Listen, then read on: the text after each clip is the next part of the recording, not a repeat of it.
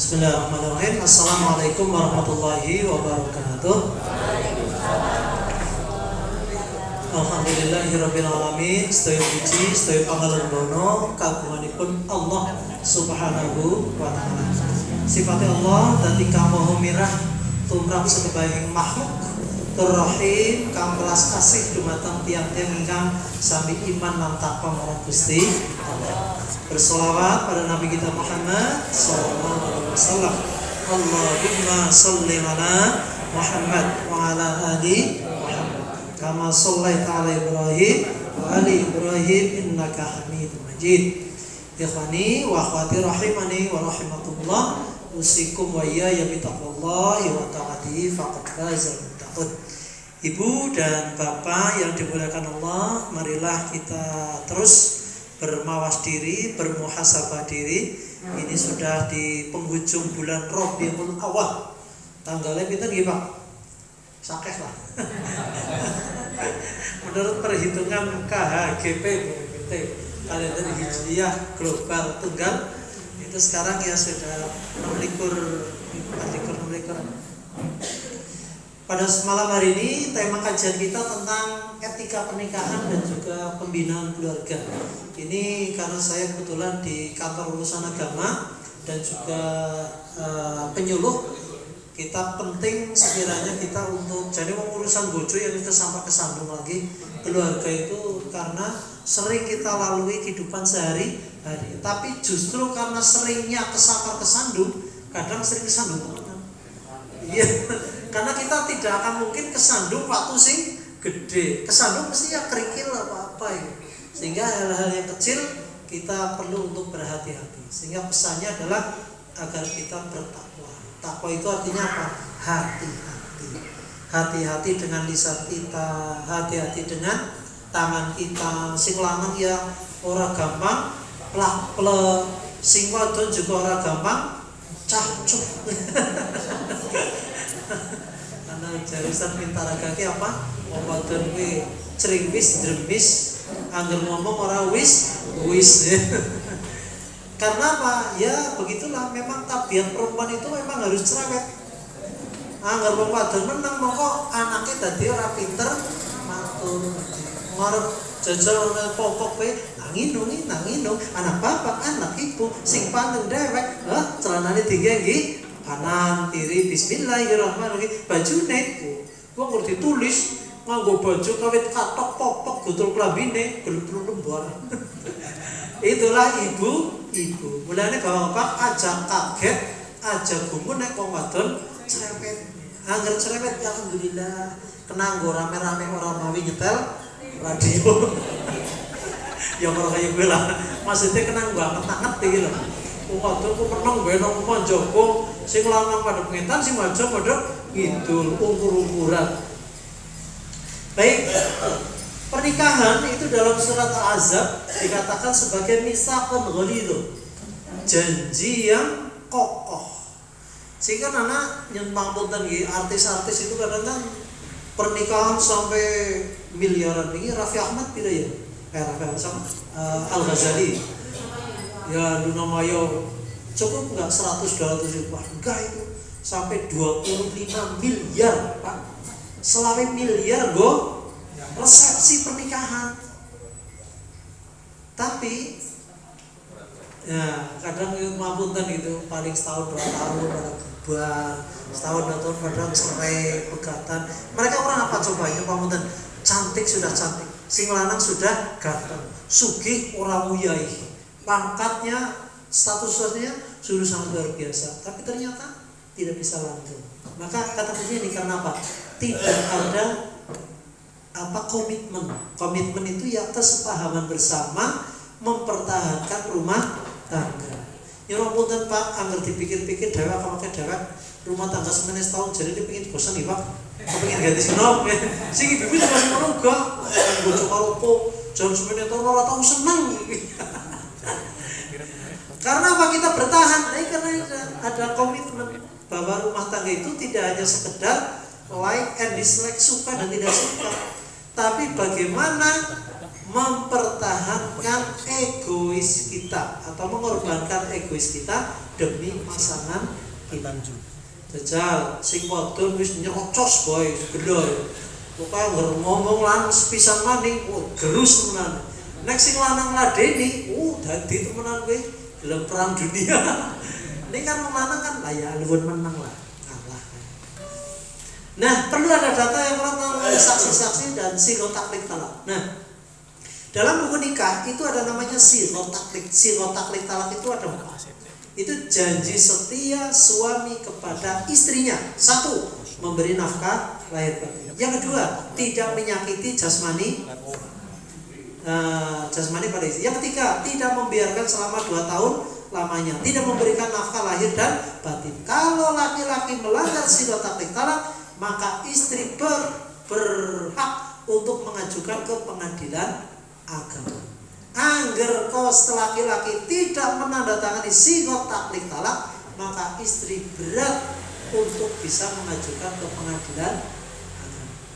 Kalau cerita karena di kalangan di kalangan beberapa kelompok salafi lah, itu kadang mereka nggak mau itu menandatangani sirotaklik talak. Padahal itu kekuatannya, senjatanya perempuan.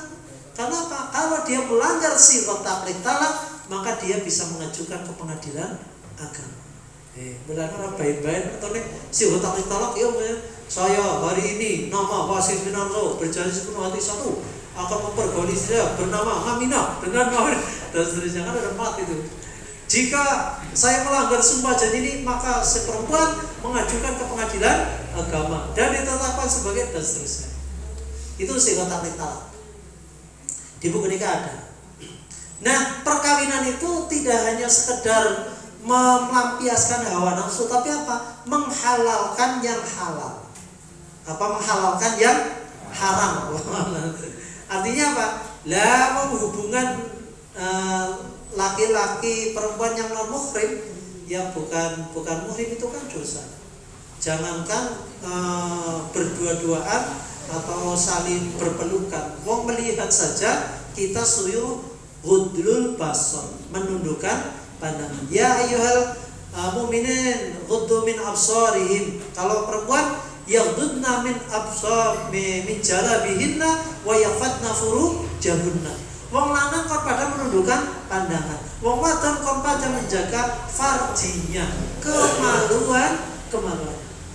Indonesia ini, bangsa ini akan rusak ketika perempuannya juga rusak. Sudah tidak punya rasa malu. Jangan sok nonton nangkai bukan TikTok nang YouTube pada nih. Wong wadon nganggo bikini rok mini semene jogetan nang ngarepe bocah karo nyawere duit 2.000. Sing wadon ya geal-geol, sing lanang juga geal-geol. Apa sebenarnya tidak boleh?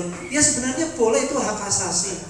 Tapi jangan sampai kebebasan orang lain itu merusak kebebasan diri kita. Kebebasan diri kita merusak kebebasan diri orang lain. Kenapa? Dalam Islam ada norma dan etika. Menghindari fitnah.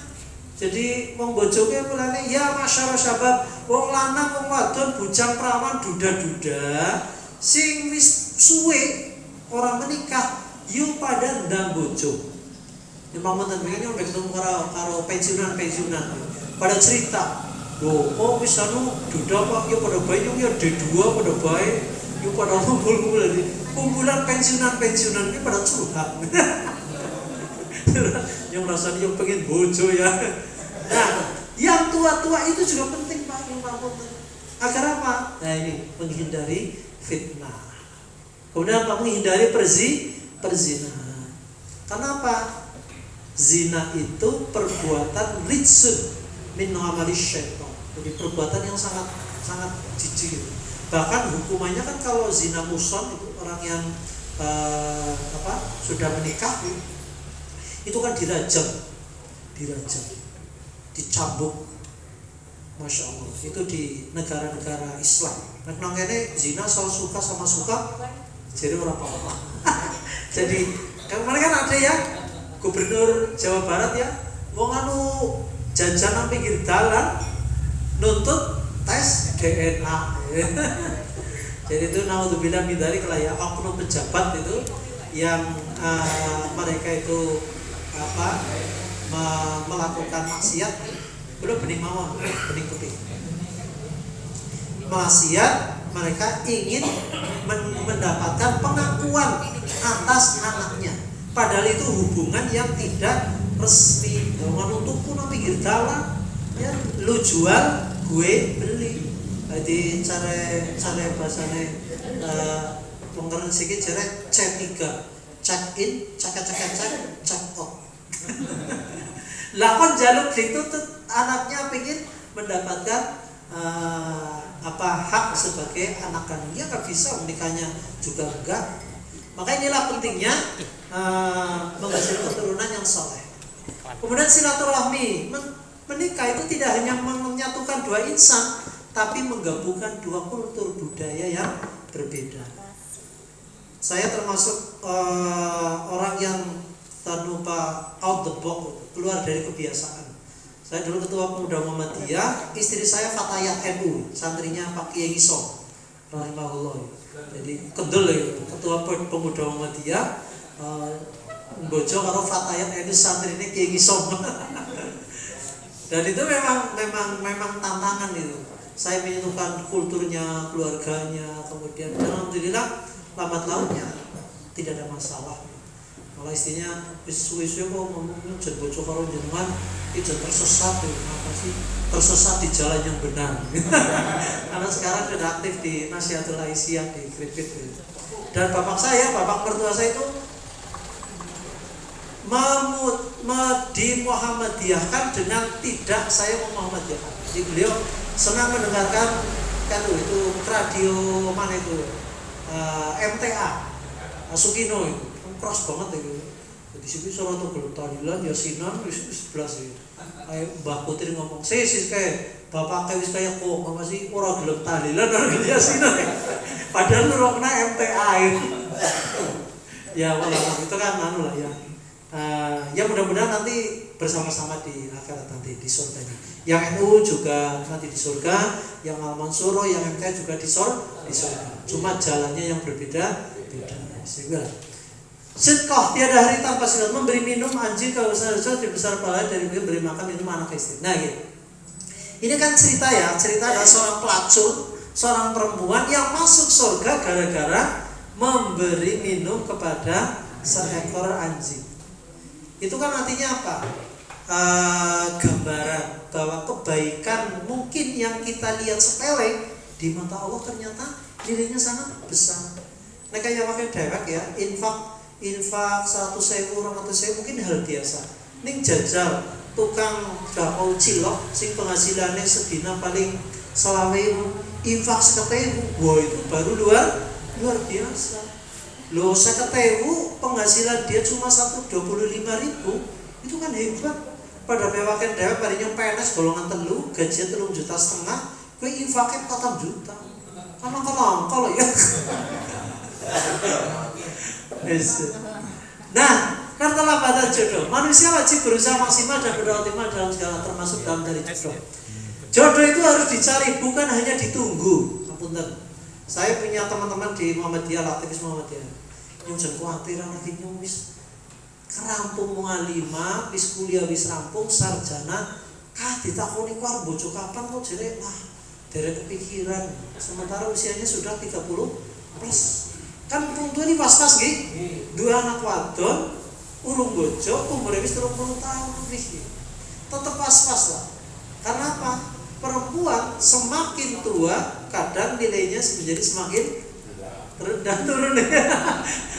Lupa deh ini bukan jami hotel. Nilai pasarnya itu kenapa? Umurnya mencari jodoh yang seumuran juga semakin sulit. Maka betul kata Rasul apa? Jangan menunda-nunda pernikahan ketika sudah waktunya menikah. Terlalu sakit dari jodoh sangat mungkin, tapi akan sulit mendapatkan pasangan sing sugih, sing ayu, pinter, soleh-solehah, manut ya, bibit bebet bobote ya, hampir semuanya turun dia bakal bisa. Enggak nih anak ya mungkin ya 1.000 malah nomor 1.000. Terus seandainya anak, dia pun juga akan mencari standar yang sama. Makanya dalam Islam itu diistilah dalam pernikahan itu sing sekufu. Sekufu apa? Yang sepadan. Sepadan apa? Status sosialnya, pendidikannya, ekonominya. Walaupun ada mengatakan cinta tak mengenal kasta. Kue teori. Tapi praktek ya ketika melamar kan juga takon kue kerjanya nanti kalau dados pilot apa? Pilot darat. Orang tuanya kan ada mikir-mikir ini. Jadi apa? Jadi memang harus selektif, tapi ya jangan terlalu selektif lah. Ya kalau Rasulullah mengatakan kan fadar bida titik nek agamane apa ayune ya ayu banget lah sedeng, sugiye ya sedengan, terus agamane ya apa akhlake ya apik. Maka pilihlah fadar bida titik, pilihlah agama. Insyaallah itu akan menyelamatkan kita. Caranya apa? Ibu-ibu, bapak-bapak, nek kepengin ngerti calon mantune jenengan soleh apa tidak, satu, cek sholat subuhnya. Takon maring tanggane utawa kancane sing kae sholat subuh jam pira nang endi. Nek subuh di awal waktu berjamaah di masjid, wis aja pikir ketahuan. Karena itu menjadi rumus. Ini agar sholatnya tengah itu nang omah ya. Senajan sugih iza sugih, ganteng iza ganteng, tapi jaminan harta bisa hilang, kekayaan bisa dicabut. Tapi kalau agama, insya Allah meskipun sepelik apapun persoalan rumah tangga, dia akan kembali kepada Allah Subhanahu wa Ta'ala. Ya kan bojo kalau cara mikir apa dawuh Gusti Allah, wis ngapain bosen. Kemian sih ya gitu pengantin anyar, esi wangi, esi alus mambune. Lah siki mambune remason karo PPO turune ngorok. Gargul. Yang benar. Saya di KW itu ada berapa kali konsultasi pernikahan. Dia mau menggugat cerai gara-gara apa? Sing lanang ngorok. Masya Allah. Lah kemudian dong bojo apa anak perjanjian boten ya udah mana sih bojo kok ngorok ngentut man. Salah satunya itu. Jodoh itu bisa ditemukan ketika di dunia, tetapi sangat mungkin ditemukan ketika di akhirat. Nah, mungkin ya nang dunia orang di bojo, insya Allah di akhirat nanti akan ditemukan dengan bidadari. Ora usah khawatir. Jadi ulah nyulang ini duda apa orang bojo pada ketekan tua. Ya kalau memang alasannya masuk akal dan halal sesuai syariat, ya itu kita serahkan kepada Allah Subhanahu wa taala. Profesor Zakir Darjat tapi ya sampai akhir hayat beliau enggak. Mama Dede sih bojo pernah ya? Urungin. Mama Dede itu juga belum menikah ya. Usianya sudah segitu ya. Rocky Gerung. Tapi sebenarnya jodoh itu sunnah Rasul. Ya masyarakat syabab man istata'a minkum mulba'ah falyatazawwaj. Bujang perawan yang harus mampu menikahlah. Falyatazawwaj itu adalah fi'il amr. Fi'il amr itu adalah perintah. Al-amru fil amri itu wajib. Asal perintah itu wajib.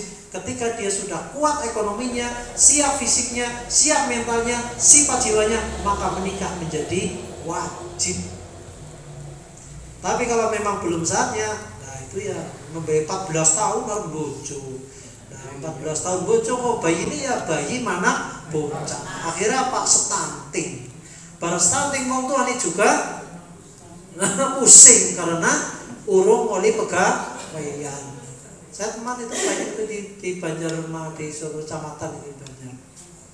Sing lanang nembe SMK lah kelas 2. Yang satu di madrasah kelas 1. Usianya baru 15 dan 16 tahun. Yang putri 15 tahun, yang putra 16 tahun. Akhirnya apa? Dia sudah hamil, ketahuan hamil, kemudian dia maju ke pengadilan untuk minta dispensasi nikah. Nikah di bawah umur. Hakim tidak bisa mengabulkan karena apa? Masih anak-anak. Jadi di 15 tahun itu dianggap masih anak-anak. Hakim melanggar undang-undang perlindungan anak dan perempuan. Tidak berani menikahkan. Padahal usianya sudah 8 bulan. Tunggu 2 bulan lagi dia lahir. 1 bulan lagi dia lahir. Artinya apa?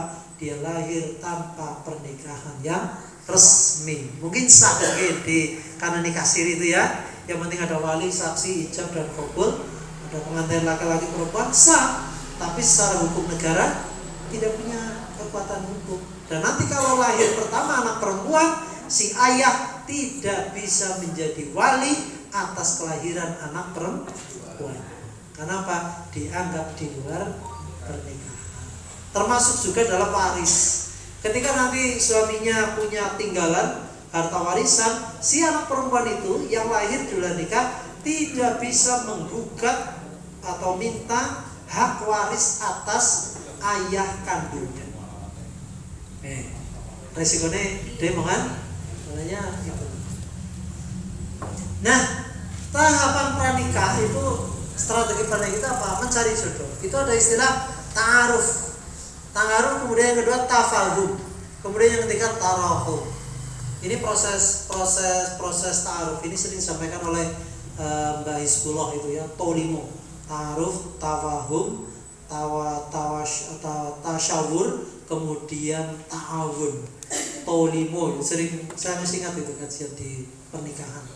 Jadi ta'aruf itu kenalan. Boleh dalam Islam itu tidak boleh mencari jodoh seperti membeli kucing dalam boleh itu dibuka panjang pangkutan ketika dia bercadar itu harus dibuka cadarnya Pak. Itu dibuka cadarnya jebule sumbing. Mereka jadi fitnah itu. Orang situ gara-gara sumbing gitu. Jadi boleh dibuka. Ngaratul mar'ati jami'u badaniha. Auratnya perempuan itu seluruh tubuhnya. Illal wajah, kecuali wajah, wal kaffain, dan kedua telapak tangan. Dengan melihat telapak tangan, insya Allah cukup untuk melihat kecantikan dan fisik atau kesempurnaan fisik calon istri atau suami kita. Tafahum, saling memahami. Tarahum, saling mencintai. Konsultasi pada orang yang sudah pengalaman memiliki banyak pengetahuan tentang perjodohan rukun rumah tangga. Nah ini, ra'yu syai khairun min masyhadil ula. Pendapatnya wong tua itu lebih baik daripada kesaksian seorang pemuda. Masalah apa? Wong tua wis tahu no. Wong tua wis tahu bocah. Sementara bocah bocah urung tahu tua. Maka penting sekiranya kita dalam mencari jodoh konsultasi kepada orang yang lebih paham. Kalau dalam dunia pesantren itu biasanya izin kepada kiainya, Pak Kiai, saya punya suami seperti ini, mohon arahannya, mohon pandangannya. Karena disampaikan, oh gini kita bagus. Nah, tanya pada siapa atau bisa pada tetangga kita. Jadi jangan hanya melihat secara fisik. Tekaman ngono wis nganggo mobil keren, pamainannya juga maco, kemudian gagah, ganteng. Wah, begitu menikah sudah 1 minggu, 1 pekan ternyata mobilnya rental. Diminta ya ini kan. Profesinya ternyata abal itu ada yang polisi punya pangkat letnan 2 apa itu ternyata dikibuli polisi gadungan. Jadi penting kita untuk konsultasi kepada tetangganya. Kayak bisa putarnya api kali ya? Oh iya, putarnya sama. Kayak putarnya Pak Mukidi. Wah, putar soleh banget. Kayak sholat jamaah yang paling rajin. Yang ngerti baru kayak cini kayak bisa tahu macam-macam. Api kayak mantu. Nah itu penting Pak memang benar. Istikharah. Nah itu istikharah ya. Kalau istikharah itu sebenarnya ingin dibingungkan. Yang benar istikharah bukan istihak. Ini salah nulis. Istikharah, minta petunjuk kepada Allah dengan caranya apa? Berwudu. Salat 2 rakaat kemudian diakhiri dengan doa. Habis itu kadang petunjuk tidak perlu harus lewat mimpi Pak Bu. tidak selalu lewat mimpi. Kadang keteguhan hati, kemantapan hati, kan seperti itu. Jadi nyoko bandang, nyong orang mimpi apa-apa. Ya mungkin tidak hanya dari mimpi, bisa dari komitmen hati ini mantep, atau juga kadang kita ditampakkan itu loh. Dilala itu ya begitu lewat, kok lihat dia lagi marah-marah. Jadi nyumak penting nggih, nek jenengan pengen tahu akhlak orang itu, lihatlah ketika dia sedang marah. Itulah karakter aslinya. Halo? Nek kepengin deleng wong akhlake wong, delengon nalika dheweke lagi nesu, lagi gelah. Itulah karakter sesungguhnya. Jadi orang kakek dia pakai wadah men dong bojo tak ketone lah jen. Ki wong halus temen ya. Begitu bojo, Tapi yang itu sudah istri kita ya terima saja. Nah, dilarang berkholwat, berdua-dua di tempat yang sunyi, bersentuhan, dan laki-laki disuruh untuk ghudlul basar, itu menundukkan pandangan. Dua nikah, pengantin, wali, saksi, mahar, ijab kabul. Kalau mahar sebenarnya bukan rukun Pak, jadi bukan rukun. Mas kawin itu bukan rukun, tapi adanya itu dianjurkan. Rasul mengatakan berilah mahar meskipun bina lain. Tahu bina lain? Bina lain itu maharnya itu sepasang sandal jepit. Bangeting orang duit. Lihat kenal ning ada di sing berharga. Sing macam-macam lah. Di Puncak mana ada mas kawinnya apa? Sepasang burung perkutut. Anak-anak anak Puncak bawang. Terus anak maning mas kawinnya apa? Sepeda motor Supra X125. Ya betul, itu diberikan BPKB sama kontaknya. Ya orang motornya dipopong gitu kan ya orang ya. Terus ada juga yang mobil, ada juga yang rumah beserta isinya, ada juga yang macam-macam. Tapi Rasul mengatakan berilah mahar meskipun hanya 2 atau sepasang sandal. Itu artinya apa? Betapa pentingnya. Mahar itu pemberian sukarela dari pihak calon suami kepada calon istri, yang itu berupa barang-barang sesuatu yang bermanfaat. Ngapunten, saya sering berapa kali menikahkan mas kawinnya duit kuno wis tahun-tahun blondo apa ya, tahun duit iki sing nggo ngapa pazu ora. Terus saya bilang, kamu mau pakai ini? Nggih, enggak apa-apa ya. Tapi saya pesan berilah mas kawin yang sekiranya bermanfaat. Uang, emas, perhiasan, logam mulia, silakan Pak. Zaman demikian iya mas kawin 10.000, 20.000, 20.000, gede-gedene 50.000, 100.000. Sekarang sudah zamannya. Sekarang mas kawin yang paling murah 1.000 juta. Penguyuh berone mas kawin. Selama itu saya kata, nguyuh berone mas kawin 50 pelecehan. Jadi mas kawin itu pemberian suami kepada calon istri, dan itu merupakan harkat martabat sebagai seorang suami. Nek wong lanang mahare gede, artinya apa? Dia menghargai dia sebagai calon istri. Mas kawin 200.000, di 200.000 gambar yang mana? Pasar Gemiwang. Tak betuku. Nempun tak iki. Bukan artinya ya nilai, tapi asas manfaatnya. Kalau memang mampu ya yang pantas lah. Jadi itu saya sampaikan. Zaman dulu ya mas kawin ya kecil-kecil lah. Sekarang udah zaman modern. Kenapa? Tuh mas kawin itu nanti akan digunakan oleh anak-anak kita.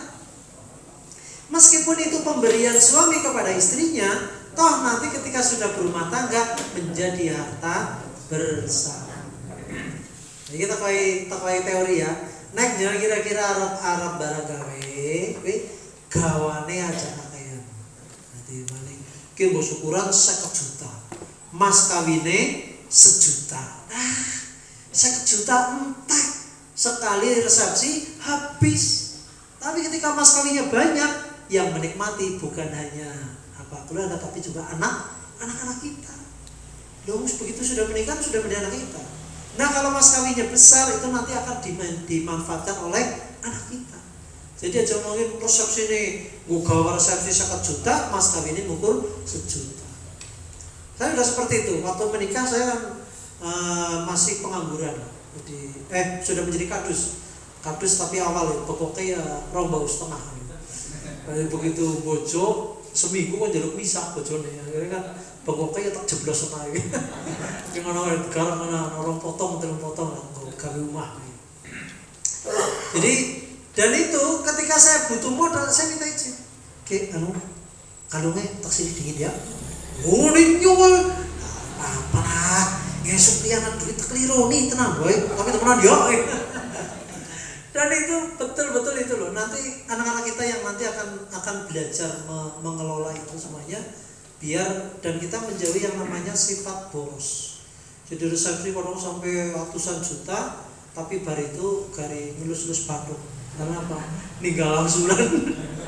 Bar resepsi malah gari, ngapa lu baru gue kan seneng oleh kondangan, jeneng malah amplop orang netes. Lah kok tujuannya apa? Syukuran sama orang batri, syukuran. Nah syukurannya jangan batri. Syukuran lah, lu amplopin malah orang netes. Nah, ijab kabul. Nah, ijab kabul ya dengan redaksi boleh dengan bahasa Arab, bahasa Indonesia. Angkatuka wazawajtuka bimahrin apa ya? Saya nikahkan kawinkan kamu dengan anakku dengan mas kawin berupa alat sholat dan uang 1 miliar diberikan tunai. Umpamanya. Dan itu nikah itu adalah kewajiban wali. Pak, menikah berkewajiban wali, bukan kewajiban penghulu. Boleh kalau mulu nih Pak, mau bola borong-borong, ngapunten Pak, nek borong-borongan ini borongannya mandan awis sih. Jadi monggo Pak, yang nanti punya anak belum nikah itu coba dinikahkan oleh walinya, oleh orang tuanya. Jangan menyerahkan kepada orang lain. Kalau kiai itu juga orang nikahkan dewek. Mau bahasa Indonesia orang apa? Ya fulana, kamu saya nikahkan dan kawinkan dengan anakku yang bernama Fatimah yang sudah memberikan mas kawin dan berupa uang 1 miliar diberikan tunai. Kalau saya istilah diberikan bukan dibayar. Nah dibayar karena kesannya kayak dol tinuku ya, dibayar tunai. Berarti kita mau wadone iki dituku ya. Diberikan dengan mas kawin, diberikan tunai. Diberikan hutang oleh ya oleh baik. Ini nggak segini dikebuli. Mas kawin ini hutangnya. Hutangnya kalau hutangnya apa ada Pak. Mas kawin hutang dengan nilai hutang 100 juta. Kayak kapan bayarnya? Ya aku seminggu maning lah. Nah, syarat pernikahan ini seagama. Nah, kemarin kan viral ya. Siapa itu? Anggota DPR PAN. Siapa ya karo Udo Eko Patrio sing ganteng kan lho. Siapa? Sauni Udo anggota DPR PAN ya. Sing pasar Indonesia sama sih?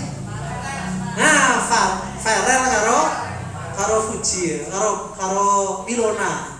Farel itu kan dia Muslim, anggota DPR dari PAN. Sementara Milona itu Nasrani, Kristen. Akhirnya apa? Putus hubungan asmara, putus pacarannya gara-gara beda agama. Akhirnya memilih Fuji dan akhirnya sekarang juga putus lagi katanya ya Bu ya. Ini Ibu nggak update domain cek dan reject. Jadi syarat pernikahan itu diantara itu apa? Seagama. La tunkihul musyrikina walau a'jabakum. Jangan kamu menikahi wanita-wanita yang musyrik walau a'jabakum, meskipun dia cantik rupanya.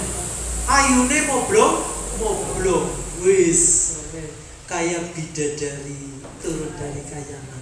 Tapi kalau dia musyrik, janganlah kamu. Wala amatun dalam Quran itu, wala amatun. Nah ini ya. Nah iya, musyrikati hatta yumin sehingga dia beriman. Nah, beriman boleh.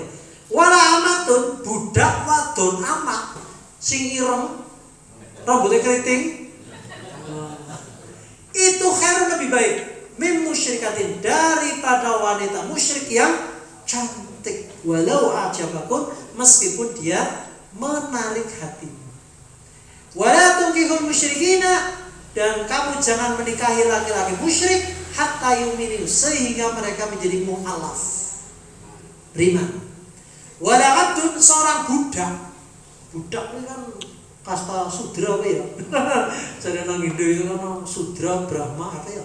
Kasta paling rendah. Seorang budak amat mukminnya mukmin itu khairun lebih baik min musyrikatin daripada laki-laki musyrik walau ajabakum meskipun laki-laki musyrik itu menarik hatimu.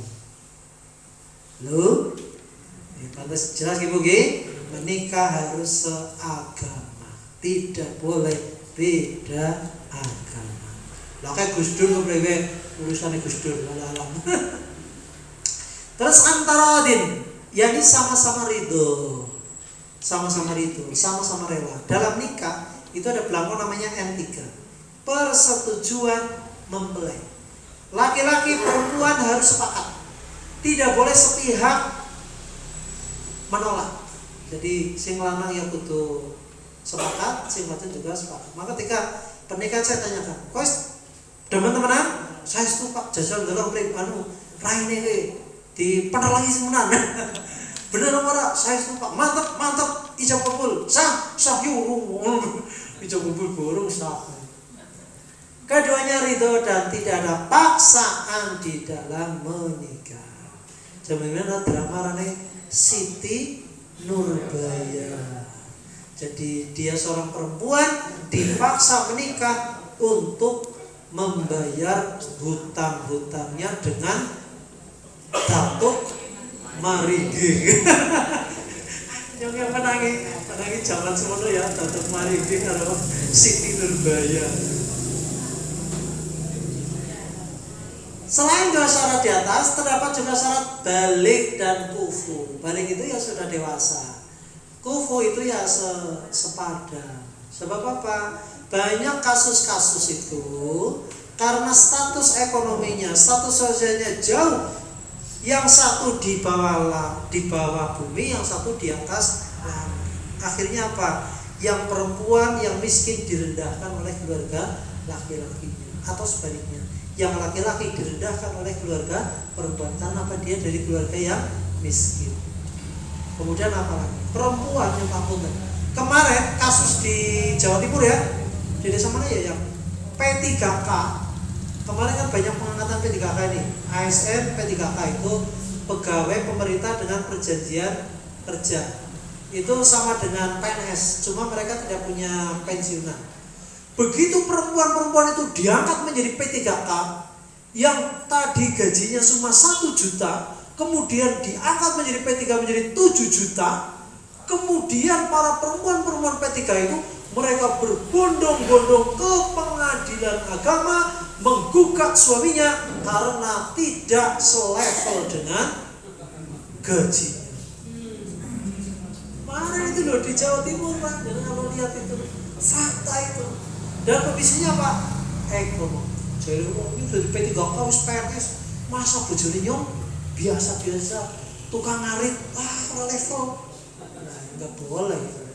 Jadi perempuan, saya termasuk punya istri yang wanita karir, jadi saya bisa bercerita banyak. Kalau tidak hati-hati, awas ya perempuan gitu. Kalau tidak hati, ketika dia lebih tinggi status sosialnya, lebih tinggi pendidikannya, lebih tinggi penghasilannya, besar peluang dia untuk durhaka kepada suami. Ki ora kabehan, ora cita kabehan ora. Cuma beberapa kasus-kasus itu demikian. Merasa dirinya lebih tinggi. Wah, anak apa sih? Boyo gajinya lebih gede. Yang kepala dinas pegawai biasa. Itu. Tapi kalau perempuan muslimah, insya Allah tidak. Maka yang penting dalam memilih jodoh, fadbar bidatiddin, pilihlah agamanya. Insya Allah setinggi langit dia tidak akan jumawa, merasa dirinya hebat. Siapa tahu dia merasa ketika di luar oke, dia kepala dinas, dia camat, dia bupati, dia kepala sekolah. Tapi ketika sudah di rumah, dia harus hormat kepada suami. Halo Bu, nanti kondur hormat kali bojone iki. Hormat gerak. Mau dipikir iki kok terus ngaji nang Madin kok ini mau dadi mandan osel ya. Ya tegese apa? Ya menghormati. Seala-alane bojo ya tetap dia bojo. Seburuk-buruk suami dia adalah pasangan kita. Jaga kehormatannya. Begitu juga perempuan. Nisa hukum perempuan itu adalah pakaian. Jadi kalau dia kamu jaga, kamu sama dengan menjaga diri kita. Oh, baterainya tong. Wes, sama takon, monggo garis perafat sama nih.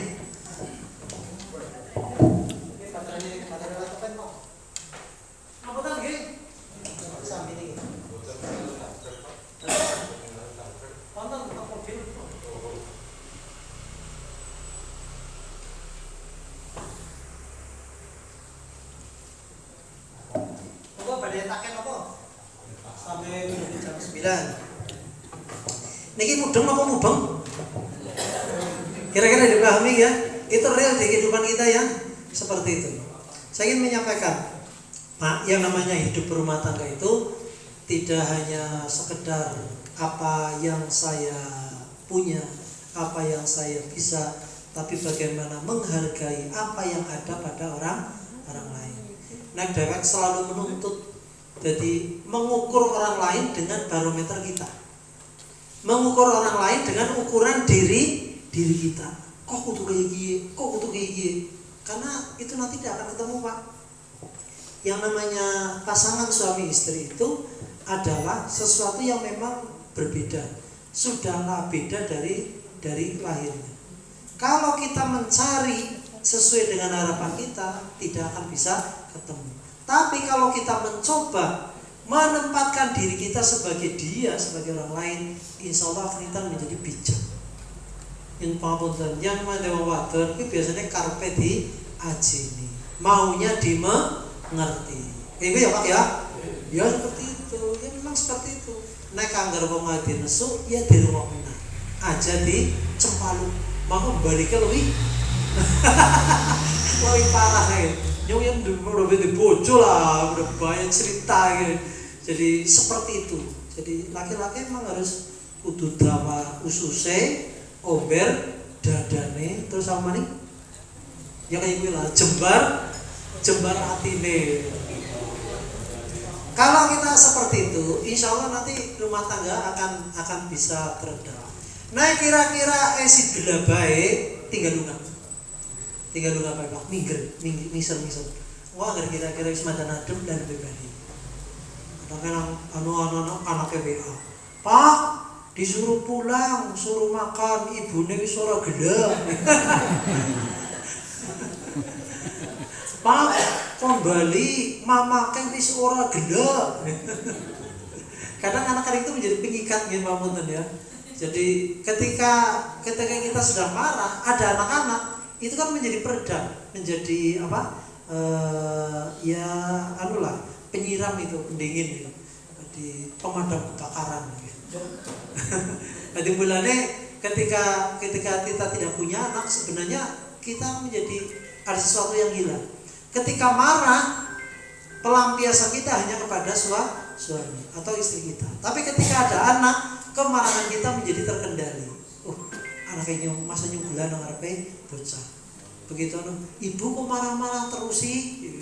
Ibu kenapa marah? Akhirnya kan bajuran atau bapak kita. Kemudian yang kedua apa? Yang namanya suami istri itu dia bukan milik kita. Bojo kita itu bukan milik kita, tapi dia milik Allah Subhanahu wa taala yang dititipkan kepada kita. Clear nggih? Jangan menganggap istri suami kita itu milik kita. Dia milik Allah. Kewajiban suami apa? Membimbing, mengarahkan. Memang dia diciptakan dari tulang rusuk laki-laki, sifatnya bengkok. Ketika terlalu keras maka dia patah. Ketika terlalu lembut dibiarkan, dia akan selamanya bengkok. Maka itu pentingnya kenapa laki-laki diciptakan dengan pemikiran, sementara perempuan diciptakan dengan perasaan. Wong wadon 75% perasaan, 25% pikiran. Wong lanang 75% pikiran, 25% perasaan. Mulai aja gumun, wong lanang jen soro ndek perasaan blas. Yang lanang memang enggak punya perasaan, dia punyanya pemikiran. Nanti aja gumun, Pak, kalau ngomong gue alhamdulillah. Mudah-mudahan didoakan. Begitu juga ibu-ibu, kalau bapak kaki plak ini, ya sing sabar lah. Ya alhamdulillah, ya Allah, doakan ya Allah, suaminya jadi kayak temen yang gumin pengantin anyar gitu halus banget, kesandungnya adek kenapa? Besok ini mau dong borok sama mata nih gue, digorok dekul Pak. Ya apa lah, itu namanya romantika kehidupan. Jadi suami istri itu juga bukan milik kita. Termasuk juga anak kita. Anak-anak itu bukan milik kita. Dia milik Allah yang dititipkan kepada kita. Jadi jangan aku kanaknya. Titipan Gusti Allah. Tinggi banget. Anak orang dua anak iya kira urung dipercaya nang Gusti Allah. Yang anggere dititipi anak pira 10 urip kabeh. Dadi wong kabeh iki dipuk, ora dadi bancet apa kodhok kae. Saya punya teman Pak Win Purwo, Pak Win Purwo itu jumlah saudara itu 10. Ya nang taziah mana kaget, jebule Pak Win jumlah akeh ya. Ternyata anaknya 10 itu, 10 bersaudara. Yang 5 perempuan, yang 5 laki-laki. Pak Win Purwo Setiawan. Nyor kumpul iki yo ceritanya ngene kok cilik yo gelut bae Mas. Kok gelutnya kok busono kae. Gelut ya itulah dunia anak-anak Pak. Tapi nanti pada saatnya nanti anak akan mengerti dan memahami. Nyong iku lah ciliknya nyong nakal, mau kayune tek pendel. Penuh karo pendel iki, nanti mencenot iki. Jare nakal banget iki. Tapi begitu dewasa, sudah usia SMA, itu ya berpelukan, teletabis, dirangkul, dipeluk, kadang dari kemana-mana bareng. Siki wis tua itu prakondangan bareng-bareng mau dipakayune bareng. Nah itu kewajiban orang tua kita hanya sekedar sebagai wasilah untuk mengantarkan anak-anak kita menjadi rumah tangga yang kokoh. Misalkan ghalidh, janji yang kokoh, janji yang suci. Kalau itu dipegang komitmen bersama, insya Allah rumah tangga kita akan langgeng dan abadi. Wis, ya mau takon? Oke, pakai buka takan, buka. Salam. Namanya sih, saking putih, Jamaluddin. Saking pangga maksudnya. Jamaluddin, Jamal itu bagus, Din itu agama. Jadi agama yang bagus, Jamal itu Jamil. Moga Pak. Terkait masalah tadi tentang wanita menghamil lebih banyak dan akhirnya menceraikan suaminya, bagaimana pandangan Islam? Yang kedua, apa saja yang bisa menggugat cerai kepada suami dari wanita? Ya. Menggugat suami, kalau gugatan berarti istri kepada suami. Ya. Nah, kalau istri kepada suami maksudnya. Ya. Kalau suami kepada istri namanya permohonan. Jadi yang pertama, apa saja yang menjadi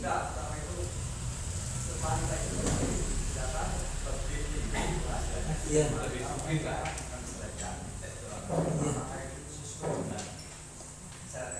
Ya tidak sesuai. Jadi kalau dalam Islam itu mengenal emansipasi wanita. Peranan wanita itu ketika zaman jahiliyah, perempuan itu menjadi makhluk yang dipojokkan. Pokoknya mau wadon ya di sumur, di kasur dan di dapur. Di zaman penjajahan juga seperti itu. Zaman Kartini pra kemerdekaan itu derajat wanita itu ya dipojokkan. Terus penting ngumbahi, masak, karo manak. Tapi begitu Islam datang, syariat Islam mengangkat derajat wanita itu sejajar dengan perempuan. Inna akramakum indallahi atqakum. Maka siapa? Perempuan yang soleh, perempuan yang baik, soleha itu ya. Maka dia berhak untuk beraktualisasi. Aktualisasi apa ya? Berkiprah, bekerja tanpa mengurangi hakikat kewanitaannya, keperempuannya. Artinya apa? Ketika di luar dia oke, dia sebagai wanita karir, mungkin kepala dinas, penghasilan lebih besar.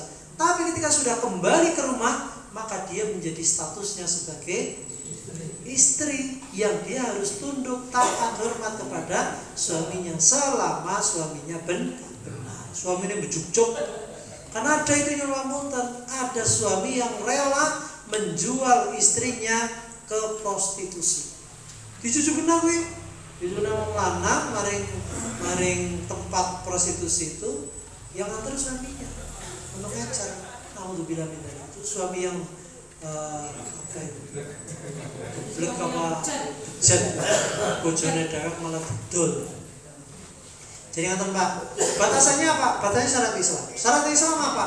Ya wanita dia harus menjaga pandangannya, menjaga kehormatannya, kemudian menjaga apalagi hasil yang dia peroleh, memastikan diperoleh dengan cara-cara yang halal. Kemudian satu hal yang bercakap, setinggi-tingginya wanita, seperti sekaya-kaya seorang perempuan, ketika sudah kembali ke rumah, tetap dia harus taat dan hormat kepada suaminya. Ini yang kadang poin ini, ketika perempuan sudah di atas langit, dia lupa kembali ke rumah. Itu. Kemudian yang kedua, terkait apa ya? Menceraikan. Apa saja ya? Ya apa sih yang menceraikan? Itu di sighah taklid talak itu ada 4. 1, tidak memberikan nafkah lahir dan batin. 2, menyia-nyiakan atau menyakiti jasmani istri. 3, tidak memberikan nafkah selama 2 tahun berturut-turut. Kemudian yang 4, tidak memberikan nafkah lahir dan batin selama 6 bulan terus 2 tahun berturut-turut. Jadi dibaca di buku nikah itu Pak, di sighah taklid talak. Kalau itu melanggar sighah taklid talak, maka perempuan berhak mengajukan ke pengadilan agama. Yang kedua, kasus tentang perselingkuhan. Itu juga bisa bagian dari yang memberatkan kepada pasangan, baik itu yang istri maupun suaminya. Tapi itu memang harus, kalau dalam Islam itu memang harus ada saksi. Basiku zina apa saksi dia kayak bukan lagi yang ngono iki. Apalagi kalau suka sama suka. Aduh ya repot deh. Jadi ngaten Pak, itu bisa dilihat di sighah taklid talak. Kalau dia melanggar tidak memberikan nafkah lahir dan batin tanpa alasan yang jelas. Nyong orang wae duit 3 bulan ndak barang nyong di pengangguran, wis di PHK ang perusahaan. Lah golek kerja sih angel, golek gawe juga orang gampang. Ya ini lagi prihatin ngalor ngidul ngalor ngetan ulun, golek duit 10 urung oli gawean. Itu kan alasannya memang benar. Yang tidak dibenarkan itu ketika suami dia meninggalkan istri, dia tidak memberikan nafkah lahir dan batin, ing hale dheweke mampu untuk memberikan nafkah. Orang bernafkah bisa itu diajukan ke pengadilan agama. Atan sudah jam 9, mudah-mudahan bermanfaat. Yang pangapunten iki matene dak-dakan yang ngabari iki kok mari. Pengajian Pak kuwi lho nomor 10 ya gitu. Kawasan tok ya itu menjadi paling gripit dhisik ganti sarungan ya. Begitu, mudah-mudahan bermanfaat. Selamat, mudah-mudahan keluarga kita menjadi usratun sa'idah, keluarga yang bahagia, sakinah, mawaddah, warahmah fid dini wad dunya wal akhirah. Wassalamu minallah khabarun qarib wa basyiril mu'minin. Assalamualaikum warahmatullahi wabarakatuh.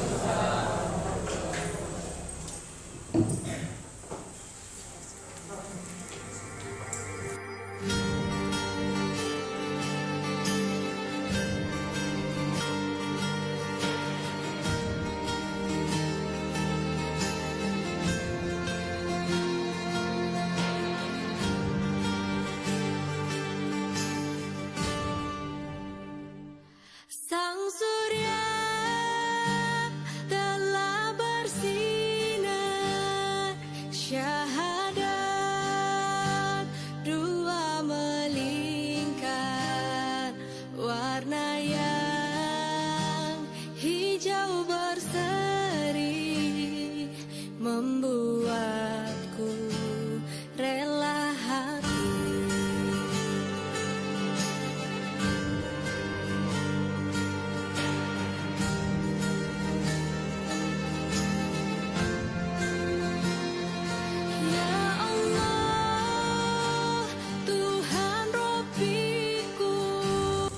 Monggo taklim dalem menika kita sesarengan kanthi doa kibaratul majlis lan alhamdulillah. Alhamdulillahirabbil alamin.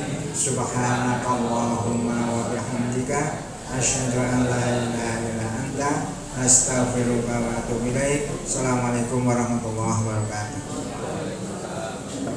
Rek pengumuman nanti Milad Muhammadiyah tanggal 14 Oktober nanti akan pengajian akbar dengan Profesor Dr. Abdul Mukti di alun-alun Banjarnegara. Di Pendopo.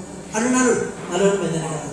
Kemudian setelah beberapa waktu nanti juga ada PPU pengajian umum itu nanti akan mengundang Ustadz Abdus Somad untuk penceramah nasional. Nanti informasinya menyusul.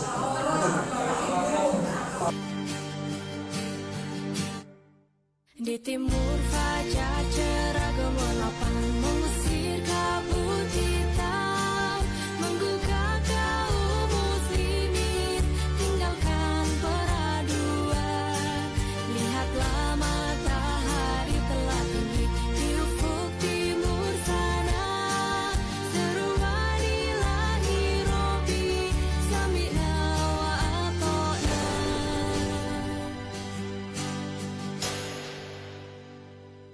Yeah.